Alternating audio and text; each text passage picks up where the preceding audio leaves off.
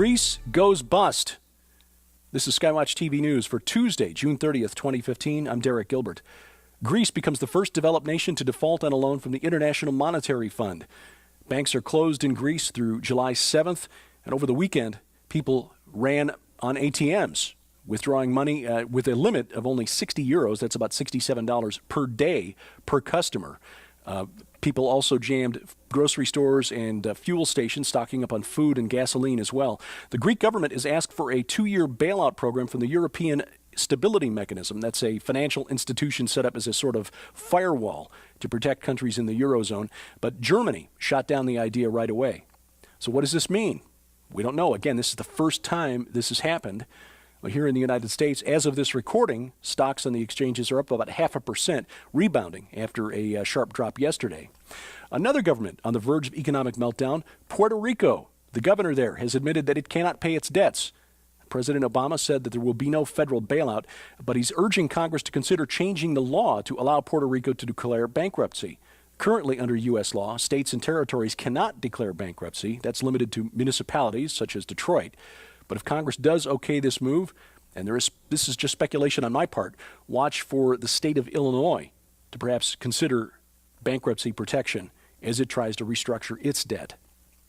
China is hosting a signing ceremony to officially announce the Asian Infrastructure Investment Bank.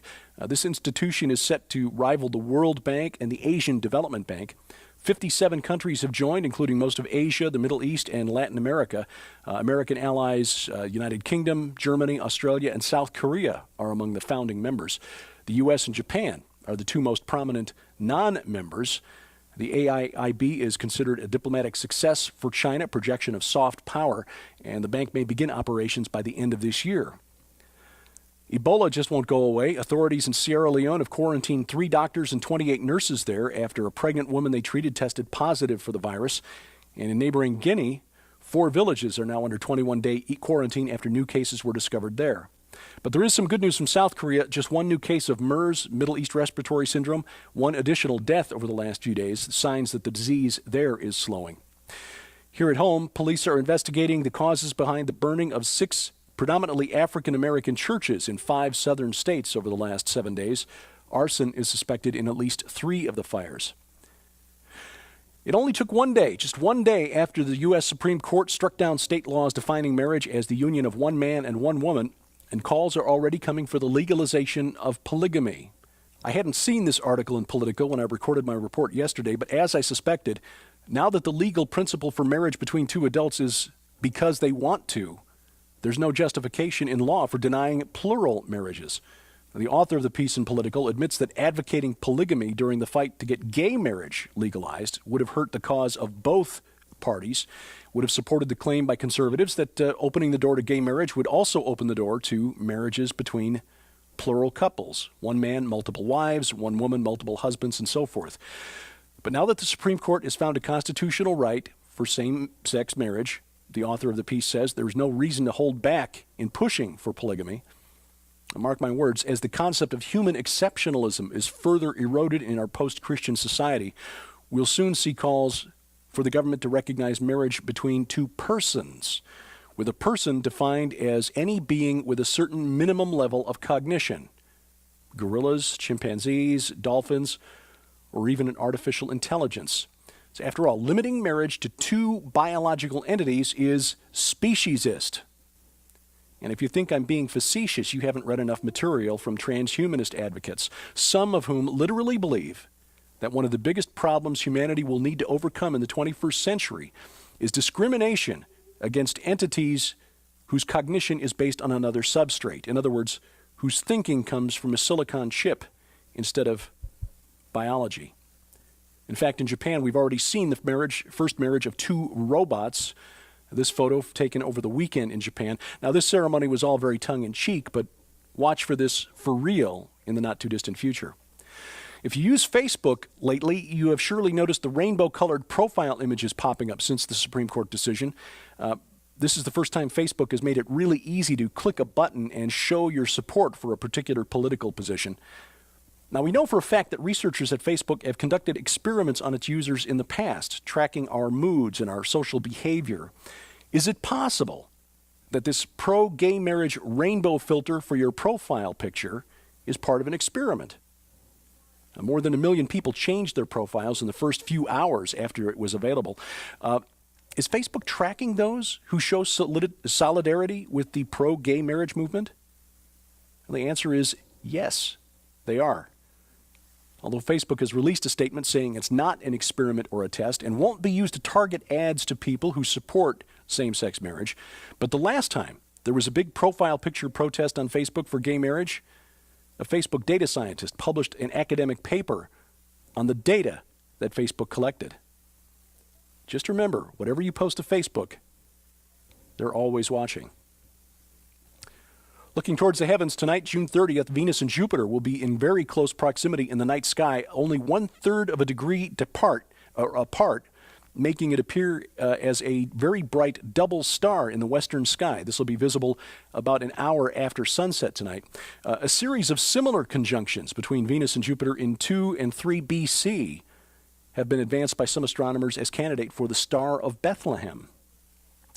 NASA weighs in on the pyramid on Mars. We talked about this last week, the pyramid-shaped rock discovered in the photo from the Mars Curiosity rover. The deputy principal investigator for the project says the shape isn't all that unusual for hard, dense volcanic rock. When they shear apart, we see it here on Earth sometimes. He said, by the way, this rock is about 4 inches tall, or the size of an 8-ounce soda can. But DARPA, the Defense Advanced Research Projects Agency, division of the U.S. military, is looking for ways to make Mars habitable. They've announced it's developing terraforming technology, a biological toolkit of genetically engineered organisms that would bioengineer the red planet to allow us to colonize the planet someday. It's a long way off, but it reveals that DARPA's research, much of which is classified, does include the possibility of colonizing other worlds. Again, this is part of the meme that we are supposed to accept, that life on Earth didn't originate on Earth. It certainly didn't originate from God, that it was seeded here when organic compounds carried by an asteroid or a comet slammed into planet Earth, thus igniting evolution. Of course, the question is, where did those organic compounds come from out in space? And like the old joke about the woman trying to convince the astronomer that the Earth actually rests on the back of a giant turtle, when asked what the turtle was standing on, the answer, of course, is turtles all the way down. The genetics revolution is nothing new. It originated in ancient Sumer. Dr. Michael Lake returns to SkyWatch TV tonight to discuss that with Tom Horn in part 2, a 3-part interview about his book, The Shinar Directive, Preparing the Way for the Son of Perdition. You can watch it live tonight at 8:30 p.m. Central Time, that's UTC-5, on DirecTV Channel 376, Dish Network Channel 267, or Glory Star Satellite Channel 117. You can also watch it live to the internet if you don't have satellite TV. This is streamed live at the Christian Television Network's website, ctnonline.com. Now, if you can't watch it live, you'll be able to watch the interview at your command, on demand, on our Roku channel. The SkyWatch TV Roku channel is now officially part of the Roku channel store, and we appreciate so many of you subscribing to it. It's been really overwhelming, literally, in that it overwhelmed our website last week for a couple of days. We've moved the videos off of the website now so that you can watch. They should load quickly, and it shouldn't affect your ability to log on to the website. The Roku channel, instructions on how to load it to your Roku account are posted at skywatchtv.com/Roku. And it's worth visiting the SkyWatch TV website. Part 4 of Tom Horn's series leading up to the release of the documentary film Inhuman has been posted there. Find out what's going on in the transhumanist movement and what their goals are for Humanity 2.0. You'll find those articles archived at skywatchtv.com. We appreciate your comments and suggestions. We not only take them via email, but at our Facebook page as well, and received an email yesterday through the Facebook page asking about my stance on extraterrestrial life, because on this program a couple of times I have mentioned that we don't yet have conclusive evidence for extraterrestrial life. And I should know by now, as someone who's been in broadcasting for 35 years, I basically have made my living as an adult by talking. But I still need to be reminded from time to time, as my very patient wife Sharon does occasionally, that you don't hear what's going on inside my head. When I say extraterrestrial life, I'm talking about a literal extraterrestrial biological entity, an authentic alien from somewhere else in the galaxy, somewhere else in the universe. I do agree wholeheartedly, and this was part of the question that was asked, with the stance of Tom Horn, Gary Stearman, our friend L.A. Marzulli, and others, that there is plenty of evidence of the UFO phenomenon. It's just that the true believers who think that we're being visited by Zeta Reticulans are mistaken. They are misinformed. They are deceived. We're dealing with interdimensional entities, not extraterrestrial. In fact, the article that I posted in this month's issue of Skywatch magazine, which is available for free online at skywatchtv.com, is about this issue and why we spend so much time talking about the UFO phenomenon on Skywatch TV. Because, according to research, adults in America are 4 times more likely to believe that we're being visited by extraterrestrials than to believe in the God of the Bible, God as he has revealed himself to us through his word. It is a great deception.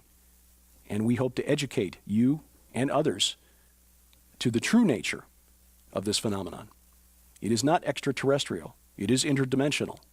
There is a difference, and I'll do my best to be more clear about that in the future.